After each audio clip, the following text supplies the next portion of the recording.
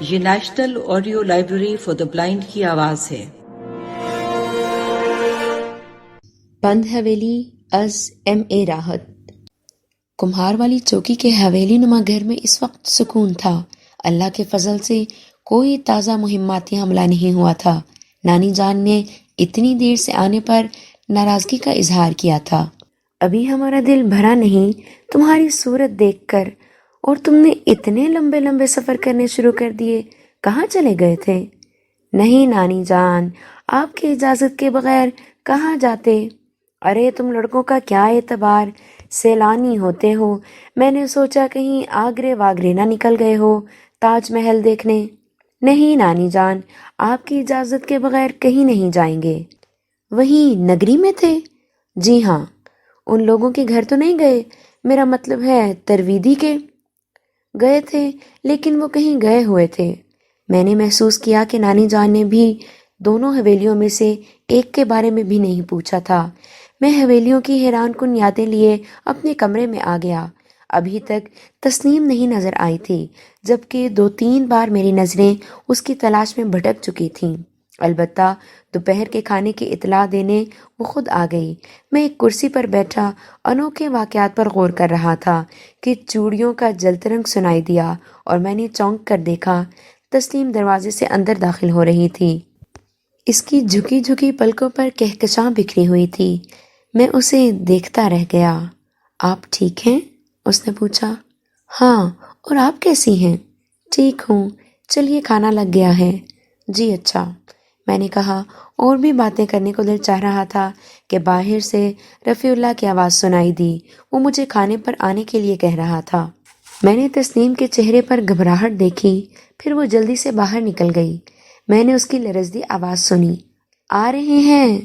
اتنی دیر میں رفیع اللہ اندر گھس آیا۔ اس کے چہرے پر کوئی خاص تاثر نہیں تھا۔ اس نے پیٹ پر ہاتھ پھیرتے ہوئے کہا، جلدی چلو یار، بھوک سے میرا انتقال ہونے جا رہا ہے۔ رمضان خان نے صرف چائے کا 1 کپ اور 2 پاپے دیے تھے، اور ہم ٹھہرے 2 انڈے 2 پراٹھے کھانے والے۔ کھانے کے کمرے میں سفید چاندنی بچھی ہوئی تھی، جس پر خوبصورت دسترخوان بچھا ہوا تھا۔ تسلیم اس پر پلیٹیں سجانے لگی۔ اس کا ساتھ ایک نوجوان ملازمہ سجیلا دے رہی تھی۔ کھانے کی کئی ڈشیں جن میں تسلیم نے میری پسند کی سبزیاں بھی تیار کی تھیں لگا دی گئیں۔ نانی جان نے ایک احسان مجھ پر کیا، انہوں نے تسلیم کو بھی اپنے ساتھ کھانے کے لیے کہا تھا، اور وہ سادگی سے دسترخوان پر بیٹھ گئی تھی۔ اس نے ذرا برابر حیل و حجت نہیں کی تھی۔ اس کی یہ سادگی مجھے بہت اچھی لگی۔ اچانک رفیع اللہ کھاتے کھاتے چونک پڑا۔ اس نے حیرت سے منہ پھاڑتے ہوئے کہا، او مائی گاڈ، او مائی گاڈ، ہم شاید کھسک گئے ہیں۔ کیا ہوا؟ سعدیہ خالہ نے پوچھا۔ ارے ہم جاتے ہوئے یہاں ایک عجیب و غریب شے چھوڑ گئے تھے، وہ کہاں گئی؟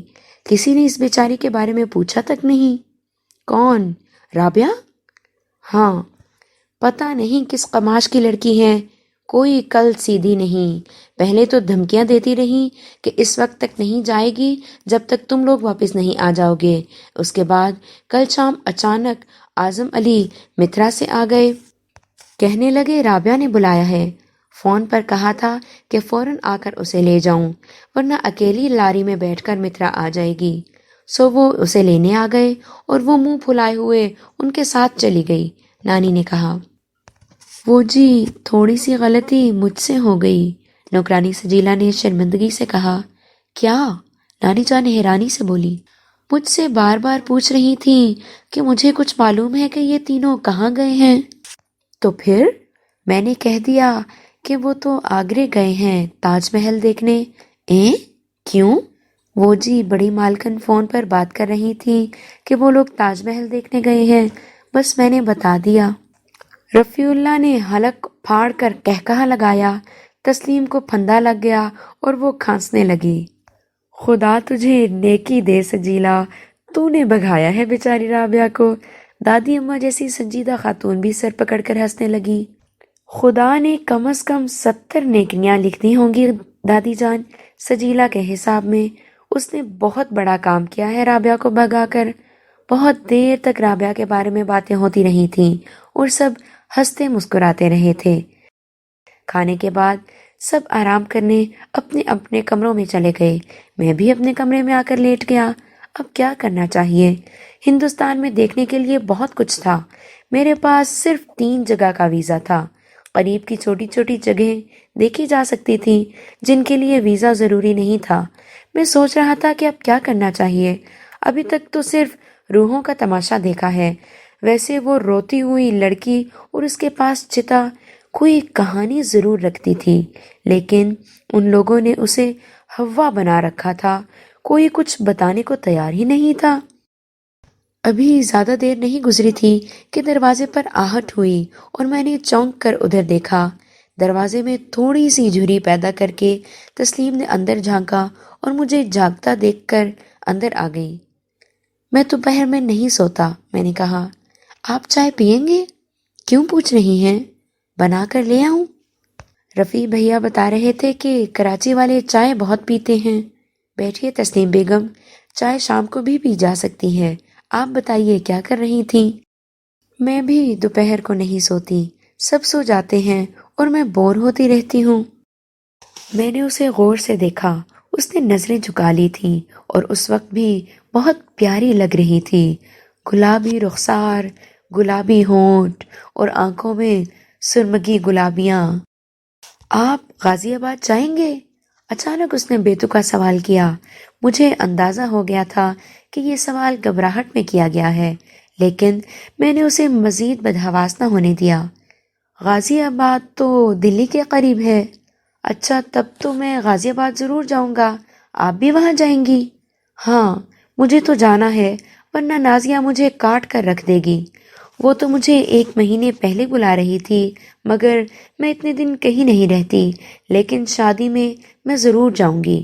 میں نے اس سے وعدہ کیا ہوا ہے۔ شادی کا؟ میں اس کی سادگی سے لطف لے رہا تھا۔ تو اور کیا؟ وہ جلدی سے بولی اور پھر شاید اسے کچھ احساس ہوا۔ اس نے مشکوک نظروں سے مجھے دیکھتے ہوئے کہا، اس کی شادی میں شریک ہونے کا۔ وہ میری بہت اچھی سہیلی ہے۔ آپ کو ممنون چچا نے مدعو کیا ہے نا؟ ابھی تک تو نہیں کیا۔ آپ مجھ سے مذاق کر رہے ہیں؟ بالکل نہیں، میں آپ کے ساتھ ممنون چچا کے ہاں شادی میں غازی آباد ضرور چلوں گا اور آپ مجھے وہاں لے جائیں گی۔ میں چائے بنا کر لاتی ہوں، اس نے کہا اور جلدی سے باہر نکل گئی۔ کتنی سادہ، معصوم اور خوبصورت ہے، میں نے دل میں سوچا۔ شام تک تسلیم کئی بار میرے سامنے آئی۔ وہ جب بھی مجھے دیکھتی شرمائے سے انداز میں مسکرا دیتی۔ ایک بار کسی کام سے میرے پاس آئی تو ہنس کر بولی، آپ نے مجھے خوب بیوقوف بنا دیا۔ اصل میں میرا خیال تھا کہ انہوں نے آپ کو شادی میں ضرور بلایا ہوگا۔ وہ چونکہ ہمارے رشتہ دار ہیں اس لیے آپ کے بھی ہوئے، اسی لیے میں نے کہا تھا کہ آپ کے آنے کی خبر تو پورے خاندان میں دور دور تک پھیل گئی ہے۔ سوری تسلیم، آپ نے میری بات کا برا تو نہیں مانا؟ ارے نہیں، اس میں برا ماننے والی کیا بات تھی؟ جب اپنی بے وقوفی کی بات کا احساس ہوا تو میں نے سوچا کہ حماقت کی بات کہی تھی میں نے، اور آپ نے بھی میری بات خوب پکڑ لی۔ پھر بھی سوری۔ جی نہیں، سوری نہیں، آپ تیار رہیں، آپ کو غازی آباد ضرور جانا ہے۔ بارات کہاں سے آئے گی؟ میرٹھ سے۔ فاروق بھائی کا خاندان میرٹھ میں ہی رہتا ہے، ان کے والد ممنون چچا کے بچپن کے دوست ہیں۔ اوہ، پھر تو یہ کام مشکل ہوگا۔ کیا؟ میں نے سوچا اگر خاندان میں کسی کا لڑکا ہوا تو شہ بالا بن کر بارات میں آنے کی کوشش کروں گا۔ یہ چانس بھی گیا۔ جی نہیں، میں نے انتظام کر لیا ہے، اس نے بڑی ادا سے کہا۔ کیا؟ نازیہ سے پوچھا تھا میں نے کہ منصور بھائی کو نہیں بلایا شادی میں، تو اس نے آپ کے بارے میں پوچھا، تب اسے پتہ چلا۔ کہنے لگی کہ واہ، یہ کیسے ہو سکتا ہے؟ آپ دیکھ لیجئے، ممنون چچا خود آپ کو دعوت دینے آئیں گے۔ اصل میں وہ لوگ شادی کی تیاریوں میں لگے ہوئے تھے، اس لیے انہیں آپ کے آنے کی خبر نہیں ہوئی۔ خدا کی پناہ، آپ نے تو پوری پارلیمنٹ ہلا دی۔ چلیے اچھا ہے، آپ کی تحصیل غازی آباد بھی دیکھ لیں گے۔ رات کے کھانے کے بعد تک دیر تک محفل جمی رہی، خاندانی باتیں ہوتی رہی۔ نانی اماں، جن کا نام عابدہ بیگم تھا، بڑی دبنگ خاتون تھی۔ انہوں نے اپنے خاندان کے بارے میں بتایا۔ حویلیوں کے تذکرے سے بالکل گریز کیا گیا۔ یہاں تمام ہی لوگ اس تذکرے کو بہت برا سمجھتے تھے، اس لیے کوئی اس طرف نہیں آتا تھا، یہاں تک کہ نانی اماں جیسی خاتون بھی اس تذکرے سے کتراتی تھیں۔ پھر سب لوگ آرام کرنے چل پڑے۔ بخار کی وجہ سے رفیع اللہ بھی کچھ نڈھال سا تھا، وہ بھی اپنے کمرے میں چلا گیا۔ میں جب دروازہ کھول کر اپنے کمرے میں داخل ہوا تو ایک ناخوشگوار سی بو میرے نتنوں سے ٹکرائی، میرے قدم رک گئے۔ میں نے چاروں طرف دیکھا، میرے بستر کی سفید چادر پر گیندے کے پھولوں کی کچھ زرد پتیاں پڑی ہوئی تھیں۔ اس پورے گھر میں کہیں بھی گیندے کے پھول نہیں لگے ہوئے تھے۔ میں نے بستر کے پاس جا کر وہ پتیاں اٹھا کر دیکھیں اور عجیب سی کیفیت کا شکار ہو گیا۔ وقت ایسا ہو گیا تھا کہ کسی سے کچھ پوچھ بھی نہیں سکتا تھا۔ میں نے پتیاں سمیٹیں اور ایک طرف ڈال دیں۔ صبح کو دیکھا جائے گا۔ بستر پر لیٹ کر میں گزرے ہوئے واقعات پر غور کرنے لگا۔ میں ابھی سوچ ہی رہا تھا کہ دروازے کے باہر قدموں کی آواز سنائی دی۔ بڑی واضح آواز تھی، کوئی دروازے کے پاس رکا تھا۔ کواڑ پر ہلکی سی آہٹ ہوئی تھی۔ کون ہو سکتا ہے؟ کوئی میرے پاس آیا ہے، مگر کون؟ ذہن چٹکنے لگا۔ اگر کوئی کسی ضرورت سے میرے پاس آیا ہے تو دستک کیوں نہیں دیتا، آواز کیوں نہیں دیتا؟ میری پوری توجہ دروازے کی طرف تھی اور صاف لگ رہا تھا کہ کوئی ابھی تک دروازے سے لگا کھڑا ہے۔ مجھ سے زیادہ صبر نہیں ہو سکا۔ پھرتی سے بستر سے اٹھا اور دروازے کے قریب پہنچ کر اسے کھول دیا۔ کوئی 10 قدم کے فاصلے پر سفید لباس میں ملبوس ایک ہیولا نظر آ رہا تھا۔ وہی تھی، اس طرح قدم اٹھا رہی تھی جیسے مایوس ہو کر جا رہی ہو۔ دروازہ کھلنے کی آہٹ پر اس نے پلٹ کر دیکھا۔ راہداری میں مدھم روشنی تھی، لیکن اتنی کہ اس کے نقوش نظر آ جائیں۔ وہی عورت تھی جسے میں 2 بار ایک چتا کے پاس بیٹھ کر سسکیاں لیتے ہوئے دیکھ چکا تھا۔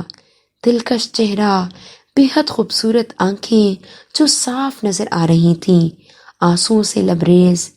تیسری بار میں نے اسے حویلی میں لاش کی حیثیت سے دیکھا تھا۔ مجھے دیکھ کر رکنے کی بجائے اس نے آگے بڑھنے کی رفتار تیز کر دی۔ میں بے اختیار چیخا، رکو، رک جاؤ! لیکن خود میرے کان میری آواز نہ بن سکے۔ میں چیخا ضرور تھا، لیکن حلق سے آواز نہیں نکلی تھی۔ میں بے اختیار ہاتھ اٹھائے اس کی طرف لپکا، لیکن اس نے دوڑنا شروع کر دیا۔ میں ہوش و حواس میں تھا، سب کچھ دیکھ رہا تھا، محسوس کر رہا تھا، لیکن کوئی عمل نہیں کر پا رہا تھا۔ بس میری خواہش تھی کہ وہ رک جائے۔ میں اس سے اس کے بارے میں پوچھوں، وہ کون ہے؟ اس عالم میں مجھے کیوں نظر آتی ہے؟ مجھ سے کیا چاہتی ہے؟ وہ بھاگ رہی تھی، میں اس کے پیچھے دوڑ رہا تھا۔ میرے پیروں میں کنکریاں چبھ رہی تھیں، ان سے دھول اڑ رہی تھی، لیکن اس کے پیروں کے نیچے گرد کا شائبہ بھی نہیں تھا۔ اب میرے اندر دیوانگی پیدا ہونے لگی تھی۔ وہ رک کیوں نہیں رہی؟ خود میرے پاس آئی تھی۔ وہ جو کوئی بھی ہے بتائے تو صحیح کچھ اپنے بارے میں۔ یہاں تک کہ وہ رکی۔ ایک دروازہ سا تھا، جانا پہچانا۔ اس دروازے کو میں نے پہلے دیکھا تھا، نہ جانے کہاں۔ دروازے کے دوسری طرف ایک نیم بوسیدہ عمارت تھی۔ عمارت کے احاطے میں پیپل کا ایک درخت تھا۔ درخت کے تنے کے چاروں طرف چکنی مٹی کا وسیع چبوترا بنا ہوا تھا اور اس چبوترے پر چتا کی شکل میں لکڑیاں چنی ہوئی تھیں۔ میں نے عمارت کو پہچان لیا، یہ گجادر کی ویران حویلی تھی۔ میں اسے دیکھ چکا تھا۔ میں رک گیا، وہ اندر چلی گئی اور اب نظر نہیں آ رہی تھی۔ میرا سانس بری طرح پھولا ہوا تھا، پورے بدن میں پسینے کی دھاریں بہہ رہی تھیں۔ میں آنکھیں پھاڑے پیپل کے درخت کے سائے میں اسے تلاش کر رہا تھا کہ اچانک میری نظر اوپر اٹھ گئی۔ ایک خاص روشنی کا احساس ہوا تھا۔ اوپر کی منزل کی ایک بڑی کھڑکی سے شعلے سے اٹھتے ہوئے محسوس ہوئے اور میری نظریں ان پر گڑ گئیں۔ مان ان شعلوں میں مجھے ایک انسانی جسم متحرک نظر آیا۔ وہ ہاتھ ان شعلوں کو خود سے دور رکھنے کی کوشش کر رہے تھے۔ شعلوں کی زبانیں باہر کی طرف لپک رہی تھیں اور اسی وقت کسی عورت کی کربناک چیخیں ابھری اور رات کے سناٹے میں دور تک پھیلتی چلی گئیں۔ آگ میں لپٹا بدن بدستور آگ سے بچنے کی کوشش کر رہا تھا اور اس کی کربناک چیخیں دل دہلا رہی تھیں۔ اچانک مجھے اپنے عقب میں دو گکھیائی ہوئی مردانہ چیخیں سنائی دیں۔ ارے مرگیورے بھین، ارے بھاگ، ارے بچاؤ! ساتھ ہی دو مرد ایک دوسرے سے ٹکراتے ہوئے بھاگے۔ میں چونکہ حویلی کے گیٹ کے باہر تھا اس لیے وہ بری طرح مجھ سے ٹکرائے اور میں گرتے گرتے بچا۔ انہوں نے پھٹی پھٹی آنکھوں سے مجھے دیکھا اور پھر زور سے چیخے جیسے کسی نے ان کی جان نکال لی ہو۔ دوسرے لمحے وہ پھر دوڑ پڑے۔ میں نے ان پر کوئی توجہ نہیں دی اور اوپر کی منزل کی اس کھڑکی کی طرف دیکھا۔ انسانی بدن اب بھی شعلوں میں گرا ہوا تھا اور کمزور نسوانی کربناک چیخیں سنائی دے رہی تھیں۔ میں حواس باختہ ہو کر دوڑا۔ ایک لمبی زقند مجھے حویلی کے اندر لے گئی اور میں پاگلوں کی طرح دوڑتا ہوا سیڑھیوں کی طرف بھاگا۔ مجھے کچھ ہوش نہ تھا کہ اب ایک بھی ٹھوکر میرے لیے موت کا پیغام بن سکتی ہے۔ میرے دل میں خوف کا شائبہ تک نہیں تھا، بس ایک دھن، ایک لگن تھی کہ جس طرح بھی بن پڑے میں جلتی ہوئی عورت کی زندگی بچا لوں۔ اس دھن، اس لگن نے مجھے برق بنا دیا تھا اور میں کئی سیڑھیاں پھلانگتا ہوا اوپر پہنچا تھا۔ مجھے اس کمرے کا راستہ معلوم تھا جہاں آگ لگی ہوئی تھی اور جہاں وہ عورت شعلوں میں لپٹی جل رہی تھی۔ چنانچہ میں آندھی طوفان کی طرح اس میں داخل ہو گیا۔ کمرے میں قدم رکھتے ہی میرے ذہن کو دو شدید جھٹکے لگے۔ یہ وہی کمرہ تھا جہاں میں نے انسانی ڈھانچے کو بیٹھے دیکھا تھا اور اس سے کچھ فاصلے پر پڑی مسہری پر اس عورت کی لاش پڑی تھی، لیکن اس وقت وہ ڈھانچہ کرسی پر بیٹھا تھا، نہ عورت کی لاش مسہری پر تھی۔ دوسرا ذہنی جھٹکا یہ تھا کہ اب کمرے میں آگ کا نام و نشان نہیں تھا، نہ ہی جلتی ہوئی عورت کی کربناک چیخیں سنائی دے رہی تھیں، جبکہ میں پورے وثوق سے کہہ سکتا تھا کہ یہ وہی کمرہ ہے جہاں میں نے آگ روشن اور اس میں ایک نسوانی جسم جلتے ہوئے دیکھا تھا۔ اچانک سرد ہوا کا ایک جھکڑ کھڑکی سے اندر داخل ہوا اور اس طاقت سے میرے بدن سے ٹکرایا کہ میں گرتے گرتے بچا۔ ان حیرت ناک واقعات نے میرے دماغ کی چولیں ہلا دیں۔ میرے سر کا پچھلا حصہ اندر سے یخ ہو رہا تھا اور پھر یہ سردی بڑھتی گئی۔ میرا خیال تھا کہ یہ سرد ہوا کھڑکی سے آ رہی ہے، حالانکہ اس موسم میں اس قدر یک ہوا کی کوئی گنجائش نہیں تھی، لیکن پھر بھی یہ ہوا میرے بدن میں گھسی جا رہی تھی۔ میں کھڑکی بند کرنے کے لیے آگے بڑھا تو میں نے کھڑکی کے دوسری طرف دیکھا۔ پیپل کے درخت کے نیچے چتا چنی ہوئی تھی اور اس سے کچھ فاصلے پر وہی سفید کفن بدوش عورت گھٹنوں میں سر دیے بیٹھی تھی اور مدھم مدھم سسکیاں فضا میں ابھر رہی تھیں۔ میں کھڑکی کے پاس کھڑا اسے دیکھتا رہا۔ زیادہ دیر نہیں گزری تھی کہ اچانک مجھے اپنے عقب میں آہٹ محسوس ہوئی۔ میں چونک کر پلٹا اور اسی وقت میرے سر کے پچھلے حصے میں ایک زوردار ضرب لگی اور میرے ہاتھ پھیل گئے۔ میں نے سنبھلنے کی کوشش کی تو دوسری ضرب لگی اور میری آنکھوں میں اندھیرا پھیل گیا۔ پھر اس کے بعد کوئی احساس نہیں رہا تھا۔ ہاں، احساس اور میں دونوں ایک ساتھ جاگے تھے۔ ایک احساس صبح ہونے کا تھا، دوسرا سر کی پشت میں ٹیسے اٹھنے کا، اور تیسرا احساس یہ کہ میں نانی جان کے گھر میں اپنی مسہری پر موجود ہوں۔ ایک بار پھر زور کا چکر آیا تھا اور میں نے زور سے آنکھیں بند کر کے میچ لی تھیں۔ گزری رات کا ایک ایک لمحہ ذہن پر نقش تھا۔ یہ خواب میں بھی نہیں سوچا جا سکتا تھا کہ میں نے کوئی خواب دیکھا ہے۔ سر کی دکھن، ننگے پیر بھاگنے سے تلووں کی دکھن، اور پھر کمرے میں پھیلے ہوئے گیندے کے پھولوں کی خوشبو یا بدبو، یہ چیزیں رات کی پراسرار کہانی کی بھرپور تصدیق کر رہی تھیں، لیکن اس پراسرار کفن پوش کے بارے میں کچھ نہیں معلوم ہو سکا تھا۔ اس وقت ایک اور بات ذہن میں آئی، یہ عورت بار بار میرے سامنے کیوں آتی ہے؟ اس کی کوئی خاص وجہ ہے یا پھر یہ اتفاق ہے؟ اور یہ اتفاق سب کے ساتھ ہوتا ہے؟ مقامی لوگ ان بھوت پریتوں کے عادی ہیں، ان کے لیے کوئی خاص توجہ نہیں دیتے۔ سر میں چوٹ کے ان حصوں میں ہاتھ پھیر کر دیکھا، خوب دکھ رہے تھے، بلکہ گومڑے پڑ گئے تھے، لیکن کسی کو بتانے کا مطلب یہ تھا کہ پوری کہانی دہرائی جائے اور پھر نصیحتیں سنی جائیں۔ میں خاموشی سے اٹھ کر باتھ روم میں چلا گیا، ناشتے پر بھی کسی کو گزری رات کی کہانی کا احساس نہ ہونے دیا۔ البتہ میں دن بھر کھویا کھویا سا رہا تھا۔ ایک بات میں نے خاص طور سے محسوس کی تھی، وہ یہ کہ یہاں کے مسلمانوں پر ہندو تہذیب کے زبردست اثرات تھے۔ نوجوان نسل تو خاص طور پر اس سے متاثر تھی۔ ان کے عقائد، ان کی رسومات کے بارے میں اس طرح تذکرے ہوتے جیسے یہ سب مسلم معاشرے کا حصہ ہوں۔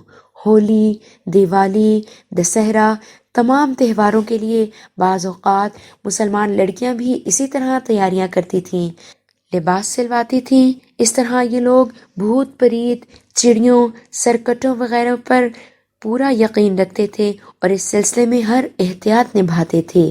یہی وجہ تھی کہ جب بھی میں نے اس پر اسرار واقعات کے بارے میں گفتگو کرنے کی کوشش کی تو سب کنی کترا جاتے تھے۔ حیرت کی بات یہ تھی کہ عابدہ بیگم جیسی دبنگ خاتون بھی اس طرح کے معاملات پر بھرپور یقین رکھتی تھیں۔ شام کو موسم بہت خوبصورت تھا، آسمان پر بادل چھائے ہوئے تھے کہ ایک پرانی فورڈ احاطے کے گیٹ سے اندر داخل ہوئی۔ ہم لوگ باہر باغ میں کرسیاں ڈالے بیٹھے ہوئے تھے۔ سب کی نظریں فورڈ کی طرف اٹھ گئیں، شاید اسے کوئی نہیں پہچانتا تھا۔ فورڈ سے ترویدی اور رام سہائی نیچے اترے تھے اور سب نے ناپسندیدہ نظروں سے انہیں دیکھا تھا۔ تاہم جب ترویدی نے دونوں ہاتھ جوڑ کر پرنام کیا تو عابدہ بیگم نے مصنوعی مسکراہٹ سے کہا، آئیے ترویدی جی، کم از کم آنے کی خبر ہی کر دیا کریں تاکہ آپ کے سواگت کی تیاریاں کر لی جایا کریں۔ یہ ان لوگوں کے اچانک آنے پر طنز تھا، لیکن ترویدی نے اس کا نوٹس نہیں لیا اور مونڈھے کھینچ کر رام سہائے سے بولا، بیٹھیے پنڈت جی۔ یہ کہہ کر وہ خود بھی بیٹھ گیا اور بولا، پرکھوں کا پریم ہے ہمارے اور آپ کے بیچ دیوی جی، لگتا ہی نہیں ہے کہ کسی غیر جگہ جا رہے ہیں، منہ اٹھائے چلے آتے ہیں۔ پر دیوی جی، یہ باہر سے آنے والے پوری کوشش کرتے ہیں کہ پریم ساگر میں پتھر پھینک دیں، خاص طور سے پاکستانی۔ یہ ہم لوگوں کے بیچ پھوٹ ڈلوانے کی کوششیں ہمیشہ کرتے رہے ہیں۔ میں نے اور نانی جان نے چونک کر ترویدی اور پھر اس منحوس صورت رام سہائے کو دیکھا جس کی صورت پر ہی پھٹکار برستی رہتی تھی۔ اس وقت بھی اس کی آنکھوں میں آگ سلگ رہی تھی، وہ کئی بار مجھے گھور چکا تھا۔ پھر سے کوئی شکایت ہو گئی ہے ترویدی جی؟ عابدہ بیگم نے نرمی سے پوچھا۔ ہاں، وہی میں کہہ رہا تھا، بھگوان کی دیا سے بڑے بڑے نازک مرحلے آئے، مگر ہم لوگ شانت رہے اور سمجھ بوجھ سے کام لے کر مسئلے سلجھا لیے۔ مگر ہونا یہ چاہیے کہ باہر سے کوئی آئے تو اسے ضروری باتیں بتا دی جائیں۔ ہوا کیا ہے ترویدی جی، کچھ بتائیے تو صحیح۔ پنڈت جی کو شکایت ہوئی ہے، یہ کہہ رہے تھے کہ سیدھے سیدھے گووندر لال جی کے پاس جائیں اور ان سے کہیں کہ پنچایت بلائیں، پر میں نے انہیں روکا ہے۔ پنچایت بلائیں؟ کیا ہمارے خلاف؟ ہاں، مگر کس بات پر؟ ہمیں بتایا تک نہیں۔ یہ لونڈے لپاڑے خود کو بہت اسمارٹ سمجھتے ہیں، حالانکہ ہم نے اس کو آپ کا مہمان سمجھ کر اپنے گھر آنے کی دعوت دی تھی۔ یہ بغیر بتائے آئے، اتفاق سے ہم موجود نہیں تھے۔ یہ اپنی حویلی میں رکے، لیکن رات کو گجادر کی حویلی میں سیر کرنے چل پڑے۔ بند حویلی میں؟ عابدہ بیگم حیرت سے بولی۔ ہاں، بہادر پاکستانی جو ہیں۔ وہ طنزیہ لہجے میں بولے۔ مجھے غصہ آ گیا۔ یہ کیا پاکستانی پاکستانی لگا رکھی ہے اس نے؟ میں نے کہا اور سب چونک کر مجھے دیکھنے لگے۔ اینٹوں اور پتھروں کے گھروں میں ایسا کیا رکھا ہے کہ اگر کوئی ان میں داخل ہو جائے تو قیامت آ جائے؟ جے بجرنگ بلی، جے بجرنگ بلی، کیسی میٹھی زبان بول رہا ہے یہ سورما۔ آپ کیسی باتیں کر رہے ہیں پنڈت جی؟ وہ مہمان ہے، ہم سے غلطی ہو گئی کہ اسے اس بارے میں بتایا نہیں۔ کیوں رفیع اللہ، تم نے بھی؟ آبدہ بیگم کے لہجے میں خشکی آ گئی تھی۔ مگر دادی اماں، ہوا کیا ہے؟ ہم لوگ اپنی حویلی میں گئے تھے، وہیں ہنستے بولتے رہے، پنڈت جی کو آخر کیا شکایت ہو گئی؟ خیر، حویلی تو اب وہ بھی ہماری ہے، سرکار نے رمضان خان کو رعایت دے دی ہے، حویلی کی چوکیداری بھی ہو جاتی ہے۔ وہ حویلی اب تمہاری کہاں رہی جاگیردار جی، ہم اس کی بات نہیں کر رہے۔ رام سہائے بولا، تو پھر گجادر کی حویلی کی بات کر رہے ہیں؟ کس کا دماغ خراب ہو گیا ہے کہ وہاں جائے؟ میں، منصور بھیا اور اکرام رمضان خان کے ساتھ رہے تھے۔ ہاں، رات کو ہم اندر ضرور گئے تھے، گجادر کی حویلی میں کوئی نہیں گیا۔ رفیع اللہ صاف جھوٹ بول گیا۔ اس سے پہلے کبھی کوئی جھوٹی شکایت آئی ہے بہن جی؟ کبھی نہیں بھیا جی، مگر کوئی غلط فہمی بھی ہو سکتی ہے۔ اور دوسری غلط فہمی کے بارے میں کیا کہتی ہیں؟ رام سہائے نے بدستور طنزیہ انداز میں کہا۔ وہ کیا ہے؟ کل رات بھی یہ محاشے گجادر کی حویلی میں گھسے ہوئے تھے، ان سے پوچھیں کیا انہیں کسی خزانے کی تلاش ہے؟ آبدہ بیگم کا چہرہ غصے سے سرخ ہو گیا۔ وہ بولی، کیا رام سہائے جی کسی منصوبے پر کام کرنے آئے ہیں ترویدی جی؟ کیا ہو گیا ہے انہیں؟ بس ان سے کہیں اس سے زیادہ نہ پوچھیں۔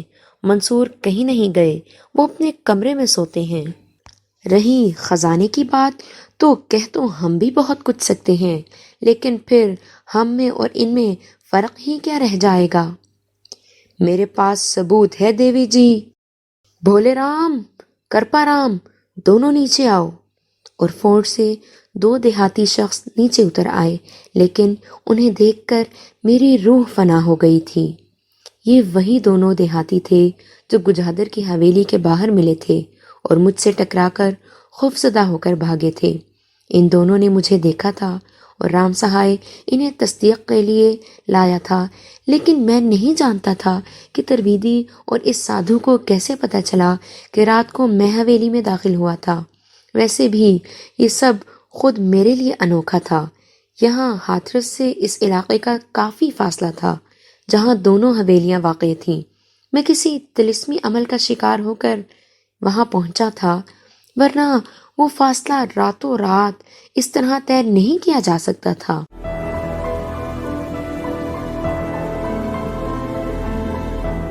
اگر آپ نے ہمارا چینل سبسکرائب نہیں کیا تو ابھی سبسکرائب کریں اور ساتھ ہی بیل آئیکن پر کلک کریں تاکہ ہماری نئی آنے والی بکس کی اپڈیٹس آپ کو ملتی رہیں۔ لائک کریں، شیئر کریں اور کمنٹس کر کے اپنی رائے کا اظہار کریں، اور یہ بھی بتائیں کہ آپ کو ہماری بکس کیسی لگتی ہیں۔